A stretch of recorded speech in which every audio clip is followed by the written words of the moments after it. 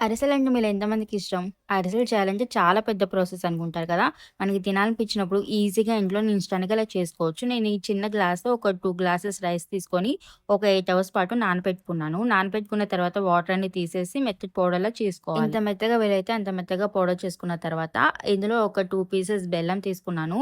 నేను తీసుకున్న రైస్‌కి ఈ 2 పీసెస్ బెల్లం అయితే సరిపోతుంది. వీటిని కూడా చిన్న చిన్న పీసెస్‌గా చేసుకొని ఇది మొత్తం మెల్ట్ అయిపోయిన తర్వాత ఇందులో బియ్యం పొడి వేసుకొని లంప్స్ ఏం లేకుండా కలుపుకోవాలి. ఆ క్లిప్ మిస్ అయిపోయింది సారీ. ఇలా మొత్తం మంచిగా కలుపుకున్న తర్వాత పాన్‌లో ఆయిల్ వేసుకొని ఆయిల్ బాగా హీట్ అయిన తర్వాత చేతికి కొంచెం కొంచెం ఆయిల్ అప్లై చేసుకుంటూ ఇలా ఇలా అరిసెలాగా చేసుకున్న తర్వాత వేడిగా ఉన్న ఆయిల్‌లో వేసుకొని 2 సైడ్స్ మంచిగా ఫ్రై చేసుకుంటే అరిసెలు రెడీ అయిపోతాయి. చాలా ఈజీగా ఉంది కదా ప్రాసెస్. చాలా సింపుల్ కూడా. టేస్ట్ కూడా చాలా బావుంటుంది.